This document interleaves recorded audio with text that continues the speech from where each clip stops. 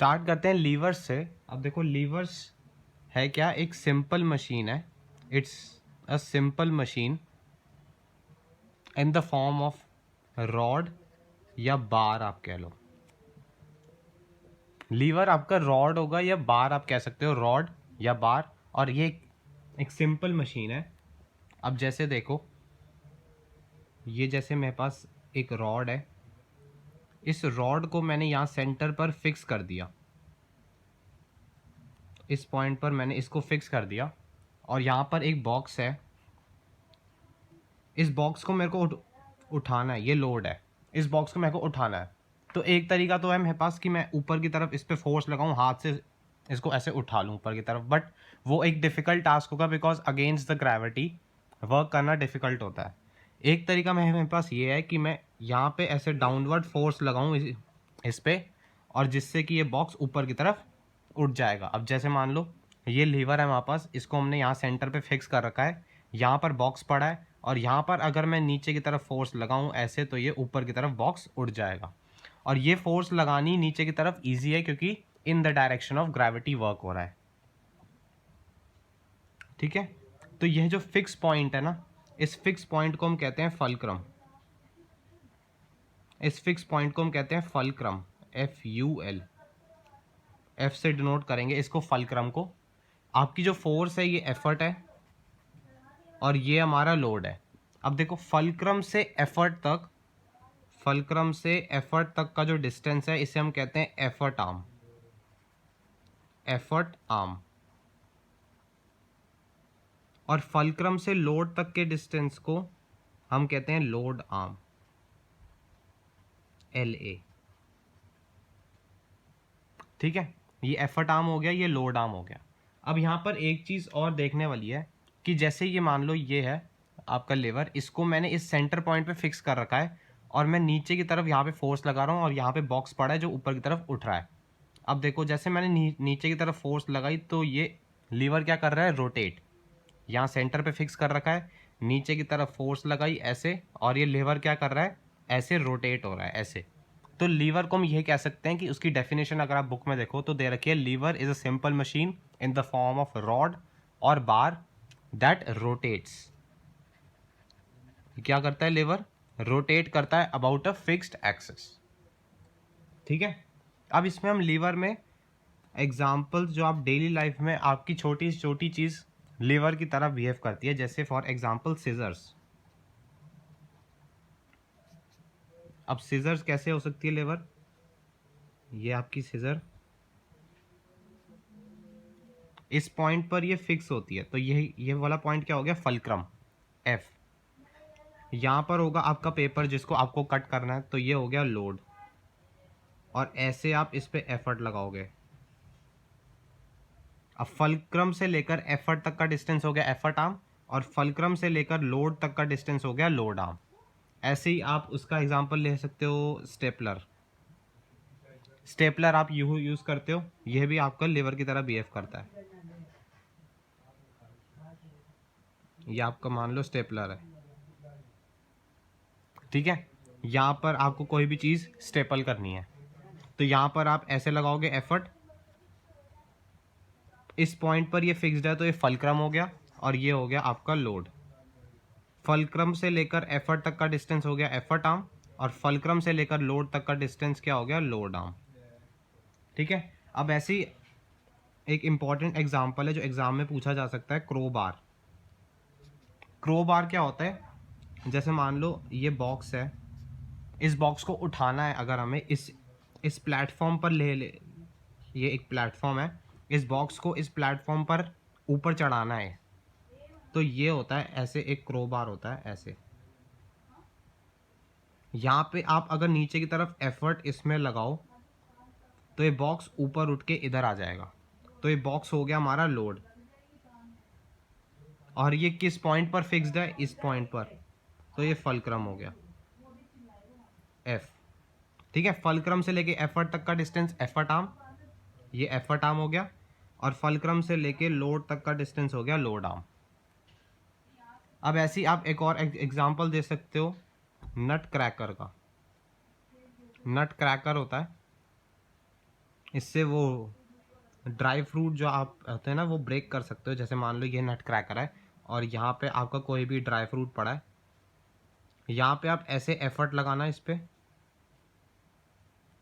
ये है आपका लोड जो आपको ब्रेक करना है ड्राई फ्रूट। और ये फिक्स कहाँ पर है देखना ज़रा ध्यान से, इस पॉइंट पर ये फिक्स होता है। तो ये फलक्रम हो गया एफ।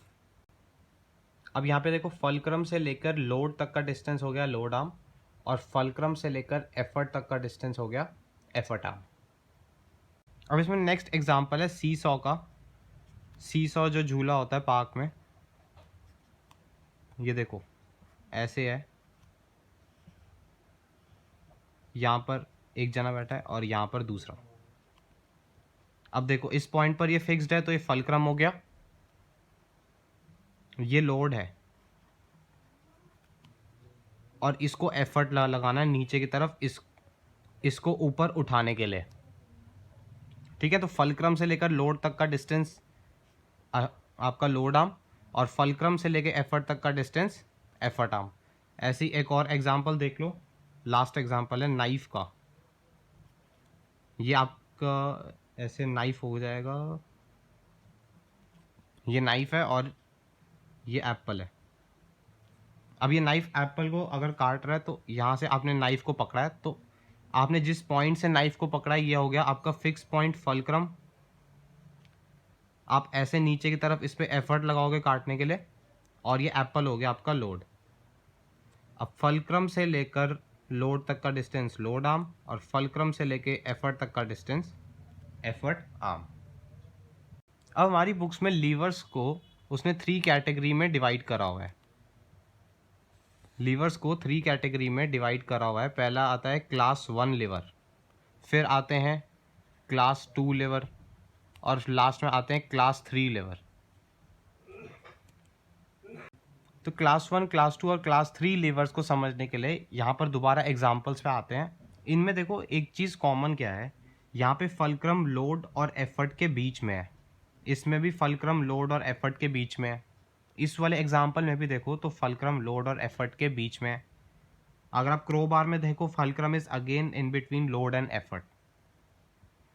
अगर आप इसमें देखो नट क्रैकर में तो फलक्रम कॉर्नर पे है, लोड और एफर्ट के बीच में नहीं है। सी सॉ में again fulcrum is between load and effort, और नाइफ में यहाँ कॉर्नर पे है फलक्रम, फिर एफर्ट है और फिर लोड है।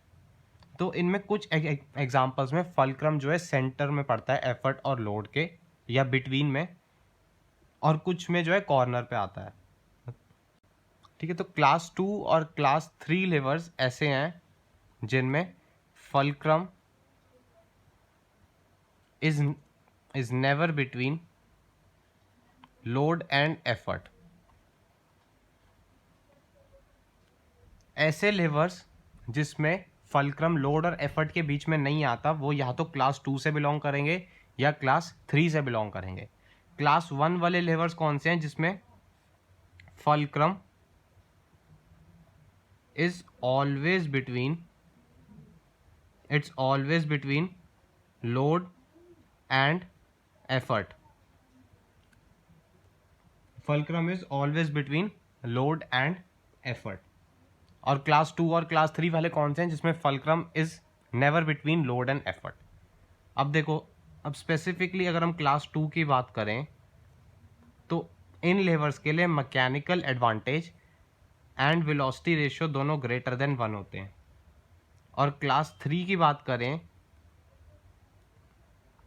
तो यहाँ पे mechanical advantage and velocity ratio less than 1 होता है। अब देखो, अगर मैकेनिकल एडवांटेज ग्रेटर देन 1 है तो ये किस तरीके का लीवर होगा, फोर्स मल्टीप्लायर। ये हम प्रीवियस वीडियोस में डिस्कस कर चुके हैं कि मैकेनिकल एडवांटेज ग्रेटर देन 1 का मतलब क्या होता है, फोर्स मल्टीप्लायर। और मैकेनिकल एडवांटेज अगर लेस देन 1 है दैट मीन्स वो कैसा है, स्पीड मल्टीप्लायर। Speed multiplier.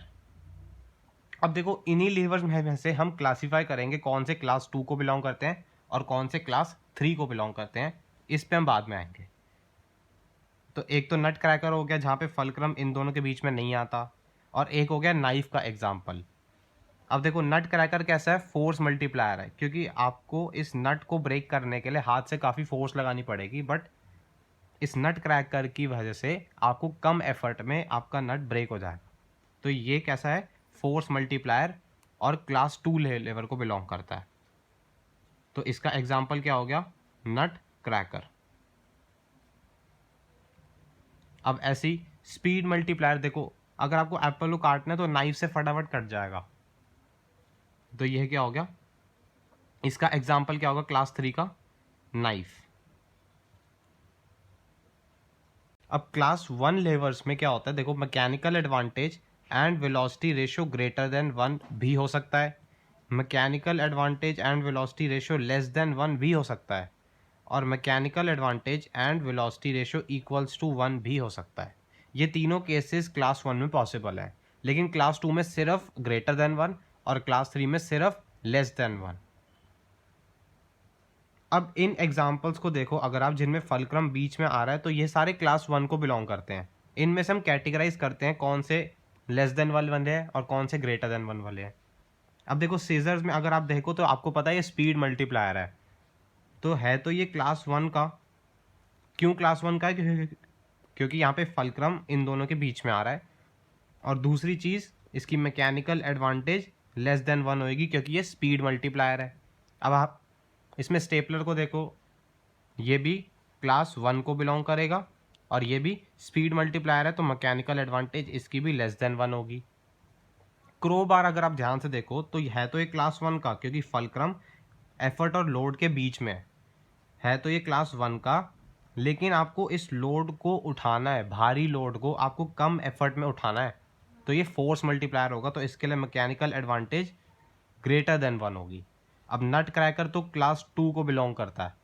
सी सॉ में देखो फलक्रम लोड और एफर्ट के फिर से बीच में आ गया, लेकिन अब अगर आप ध्यान से देखो तो ये चेंज द डायरेक्शन के लिए काम आ रहा है। इस लोड को ऊपर की तरफ उठाना है ना, और एफर्ट आपका नीचे की तरफ है, तो ये चेंज द डायरेक्शन के लिए काम आता है। और ऐसी मशीन जब डायरेक्शन ऑफ एफर्ट को चेंज करे उसके लिए मैकेनिकल एडवांटेज इक्वल्स टू 1 होता है।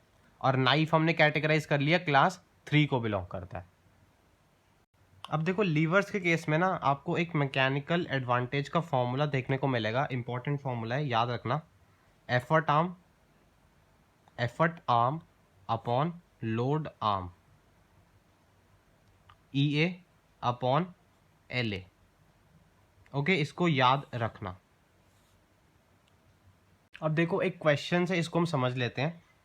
Calculate the mechanical advantage of a lever AB। ये लेवर हमें AB दे रखा है। इफ़ AB इज़ 2 मीटर्स, ये लेवर की लेंथ हमें दे रखी है 2 मीटर्स की, एंड FA दैट मीन्स ये कौन सा आर्म हो गया, लोड आर्म। फलक्रम से लोड तक का डिस्टेंस है, लोड आर्म है कितना, 20 सेंटीमीटर। वो कह रहा है मैकेनिकल एडवांटेज ने निकालो। अभी हमने डिस्कस किया था मैकेनिकल एडवांटेज का फॉर्मूला क्या था, effort arm upon load arm. अब देखो एफर्ट आर्म क्या है, फलक्रम से एफर्ट तक का distance FB, upon load arm क्या है, FA। तो यहाँ से मैकेनिकल एडवांटेज कितना होगा, देखो FB हमें कैलकुलेट करना है, वो उसने नहीं दे रखा, तो FB कितना होगा, AB माइनस FA। तो यहाँ से AB minus FA upon FA कितना है, 20 सेंटीमीटर। तो इसको मीटर्स में अगर हम कन्वर्ट करें तो 20/100 होगा, और ये हो जाएगा 1/5 which is equals to 0.2 meters. एक सेकेंड, हाँ ठीक है। तो यहाँ पे FA की जगह मैं यहाँ पे 0.2 डाल सकता हूँ, और AB माइनस FA, AB कितना है 2 मीटर्स, FA कितना है 0.2, और नीचे 0.2। इसको सॉल्व करने पे मैकेनिकल एडवांटेज आपका आएगा 9। ओके, तो इस लेवर की मैकेनिकल एडवांटेज कितनी होगी, 9। अब यहीं पे एक और क्वेश्चन बनता है कि कैलकुलेट द एफर्ट। ये जो आपने एफर्ट लगाया है यहाँ पे, इसकी वैल्यू कितनी होगी वो हमें बताना है। अब देखो स्टार्टिंग में ही चैप्टर के मशीन्स के चैप्टर में हमने पढ़ा था कि मैकेनिकल एडवांटेज का फॉर्मूला क्या होता है, लोड अपॉन एफर्ट। ये बेसिक फार्मूला है, इसी फार्मूले से ये वाला फार्मूला डिराइव हुआ है, बट आपको डेरिवेशन में नहीं जाना। लेवर्स के केस में ये फार्मूला और ये फार्मूला दोनों आपको याद रखने हैं। ठीक है, तो मैकेनिकल एडवांटेज का बेसिक फॉर्मूला क्या था, लोड अपॉन एफर्ट। अब देखो ये मैकेनिकल एडवांटेज कितनी है 9, लोड आपको कितना है 18 kgf, 18 kgf, kgf होती है किलोग्राम फोर्स, और नीचे एफर्ट ई मान लो, तो यहाँ से एफर्ट की वैल्यू कितनी आएगी 18 अपॉन 9 kgf, तो यहाँ से कितना आ गया 2 kgf, तो एफर्ट की वैल्यू कितनी आ गई 2 kgf। अब यहीं पे एक लास्ट क्वेश्चन आपसे पूछते हैं, देखो आपको कितना समझ आया कि which type of lever it is. ये क्वेश्चन का कहने का मतलब है कि आपको बताना है कि कौन सी क्लास का बिलोंग करता है, क्लास 1, 2 या 3, और दूसरी चीज़ आपको बतानी है कि ये फोर्स मल्टीप्लायर है, स्पीड मल्टीप्लायर है, या एफर्ट की डायरेक्शन को चेंज करता है। ठीक है, तो अब देखो इसको कैसे करेंगे, क्लास 1, क्लास 2, क्लास 3। आपको सीधा सीधा दिख रहा है कि fulcrum is between load and effort,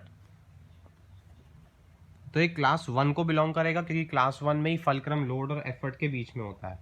अब हमें डिसाइड करना है कि फोर्स मल्टीप्लायर है, स्पीड मल्टीप्लायर है, या एफर्ट की डायरेक्शन को चेंज करता है। इसको कैसे डिसाइड करेंगे, on the basis of mechanical advantage. अब देखो आपकी मैकेनिकल एडवांटेज आपने कितनी कैलकुलेट करी है 9, and this is greater than 1, और जब मैकेनिकल एडवांटेज ग्रेटर देन 1 होती है तो कैसी आपका लीवर कैसा बिहेव करेगा, force multiplier, that means force को बढ़ाने का काम करेगा। और यहाँ पे हमें दिख भी रहा है आपका एफर्ट 2 kgf का है, और लोड आप कितने kgf का उठा रहे हो 18 kgf का, तो इसलिए फोर्स मल्टीप्लायर की तरह भी लीवर बिहेव कर रहा है। To effort arm upon load arm, और ये मैंने डायग्राम दे रखा है, लोड ये फलक्रम हो गया और ये एफर्ट हो गया नीचे की तरफ। इस पे हमें कुछ केसेस डिस्कस कर लेते हैं जिससे आपको और क्लियर हो जाएगा। अब देखो, अब मैं क्या कर रहा हूँ, लोड को उठा के ना, ये जो लोड है इसको उठा के थोड़ा पास लेके जा रहा हूँ, फलक्रम के पास मैं लोड को रख रहा हूँ, तो ये कुछ ऐसा अब हमको दिखेगा। ये फलक्रम अपनी जगह पे ही है, एफर्ट वहीं अपनी जगह पे, और लोड को मैं थोड़ा सा पास ले आया, यहाँ पे ले आया, मान लो ये लोड आ गया। अब ज़रा देख के बताओ, जो लोड आर्म था ये हमारा लोड आर्म होता है, फलक्रम टू लोड, और ये हमारा एफर्ट आर्म होता है। अब ज़रा देख के बताओ इस टाइम पे क्या हो गया, लोड आर्म यहाँ से पहले से छोटा हो गया और एफर्ट आर्म तो उतना ही है। अब जब आप इस फॉर्मूले में ध्यान से देखो, मैकेनिकल एडवांटेज और लोड आर्म दोनों ऊपर नीचे हैं, दैट मीन्स इन्वर्सली प्रोपोर्शनल है। अगर मैं लोड आर्म को छोटा कर दूं तो मैकेनिकल एडवांटेज इंक्रीज हो जाएगा, तो यहाँ से हम क्या कह सकते हैं कि मैकेनिकल एडवांटेज इंक्रीजेस। ये आपको शॉर्ट क्वेश्चन में मिल सकता है कि what happens if load is moved near to the fulcrum, तो आप क्या लिखोगे कि mechanical advantage of the lever increases. Second case यहाँ पे डिस्कस कर लेते हैं, जैसे यही हमारा लिवर है, ये फलक्रम है, और लोड अब मेरा वहीं पे ही है जहाँ पहले था ना, वहीं पे ही है। अब मैंने एफर्ट जो पहले कॉर्नर पे था उसको मैं पास ले आया हूँ फलक्रम के, मैंने यहाँ पे फोर्स लगा रहा हूँ अपनी, ये मेरा एफर्ट हो गया और ये मेरा लोड हो गया। ये क्या है, लोड आर्म, और ये क्या है, एफर्ट आर्म। अब ज़रा ध्यान से देखो, इस टाइम पे एफर्ट आर्म पहले से छोटा हो गया है, यहाँ से यहाँ पे एफर्ट आर्म कम हो गया। अब ज़रा इस फॉर्मूले में देखो, मैकेनिकल एडवांटेज और एफर्ट आर्म दोनों सामने है, that means they are directly proportional. अगर एफर्ट आर्म को मैं छोटा करूंगा तो मैकेनिकल एडवांटेज भी कम हो जाएगा, तो यहाँ से क्या देंगे हम कि मैकेनिकल एडवांटेज डिक्रीजेस। ठीक है, ये आपको एमसीक्यू में शॉर्ट क्वेश्चन में किसी भी तरीके से वो बना के दे सकता है, तो आप इस फॉर्मूले के बेसिस पे जज कर लो। अब इसमें तीसरा केस भी बन सकता है, यहाँ पे मेरा लोड पड़ा है वहीं कॉर्नर पे, और यहीं कॉर्नर पे मेरा एफर्ट भी है। इस टाइम पे मैंने लोड को भी चेंज नहीं किया, एफर्ट को भी कहीं डिस्प्लेस नहीं किया। अब मैंने किसको डिस्प्लेस किया, फलक्रम को, जो सेंटर में था इसको मैं एफर्ट के पास लेके इधर आ गया, यहाँ ले आया मैं फलक्रम को। अब बताओ, यहाँ पहले से लोड आर्म इंक्रीज हो जाएगा और एफर्ट आर्म छोटा हो जाएगा, एफर्ट आर्म छोटा हो गया। अब देखो, अगर एफर्ट आर्म छोटा हो जाता है तो मैकेनिकल एडवांटेज कम हो जाएगी क्योंकि डायरेक्टली प्रोपोर्शनल है, और लोड आर्म अगर बड़ा हो जाता है, अगर लोड आर्म बड़ा हो जाएगा तो मैकेनिकल एडवांटेज कम होगी क्योंकि दोनों इन्वर्सली प्रोपोर्शनल है। तो एफर्ट आर्म भी इसको कम कर रहा है और लोड आर्म भी इसको कम कर रहा है। That means we can say that mechanical advantage decreases. ये देखो दोबारा समझ लो, यहाँ पे जब मैंने फलक्रम को एफर्ट के पास लेके आया तो इससे लोड आर्म बढ़ गया और एफर्ट आर्म छोटा हो गया। अब जब लोड आर्म इंक्रीज होगा तो मैकेनिकल एडवांटेज डिक्रीज होगा, क्योंकि दोनों उल्टे उल्टे हैं, इन्वर्सली प्रोपोर्शनल है, तो वही मैंने लिखा मैकेनिकल एडवांटेज डिक्रीजेस। और आप ऐसे भी समझ सकते हो कि अगर एफर्ट आर्म छोटा हो गया तो अब यहाँ पे आप इसको ऐसे भी समझ सकते हो, क्योंकि ये एफर्ट आर्म छोटा हो गया है। अब यहाँ पे देखो मैकेनिकल एडवांटेज और एफर्ट आर्म दोनों आमने सामने, दैट मीन्स दोनों डायरेक्टली प्रोपोर्शनल है। अगर एफर्ट आर्म छोटा होगा तो मैकेनिकल एडवांटेज भी कम होगी।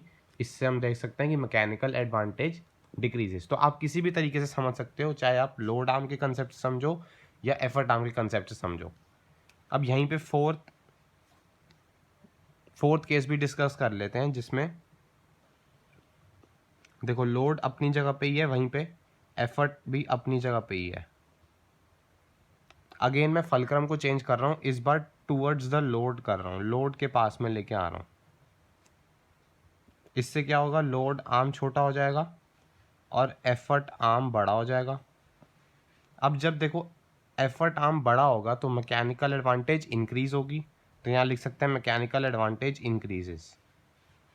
तो लोड आर्म के कंसेप्ट से क्या होगा, लोड आर्म छोटा हो गया। अब यहाँ पे अगर लोड आर्म छोटा हो गया तो मैकेनिकल एडवांटेज इंक्रीज हो जाएगी, क्योंकि दोनों इन्वर्सली प्रोपोर्शनल है, तो मैकेनिकल एडवांटेज इंक्रीजेस। तो आप किसी भी कंसेप्ट से इसको समझ सकते हो। अब एक छोटी सी लास्ट चीज़ और है, फिर वीडियो ख़त्म करते हैं। इन सभी केसेस में मैकेनिकल एडवांटेज कभी इंक्रीज हो रहा है, कभी डिक्रीज हो रहा है।